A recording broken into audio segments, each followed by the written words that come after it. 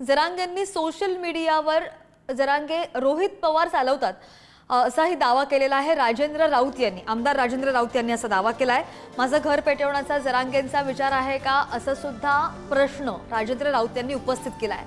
आम्हाला गोळ्या घालणार असाल तर सांगा कुठे येऊ असंही राऊत म्हणतात। ज्या दिवशी पवार साहेबांची सभा झाली, रोहित पवारचं माझं तू तुम्ही मी झालं, त्या दिवशीपासून या बार्शीमध्ये हा गोंधळ सुरू झाला आहे। मला पूर्ण त्यांच्याकडे सूय आहे रोहित पवारांना। हे जे कटकार असतं नाही ना की शेवटी कसं आहे, त्यांना कुठला आवडत नाही म्हणलं की समाजाला मध्ये घेण्याचं काहीतरी कटकार असतं दिसायला लागलं, असा मला वास यायला लागला। कारण सोपलची भाषा तीच, सोपलच्या कार्यकर्त्यांची तीच, ह्यांची पण तीच, सगळी साखळी एकत्र दिसायला लागली। ज्या आंदोलनामध्ये मराठा समाज बांधवांनी आंदोलन केली त्या ठिकाणी काही आपले तरुण त्या ह्याच्यामध्ये दगावले, त्यावेळेस सुद्धा तुम्ही जीसीबीतनं फुलं टाकून घेण्याचा आनंद मनसोक्त घेता। हे कसलं तुमचं वेगळी प्रेम आहे।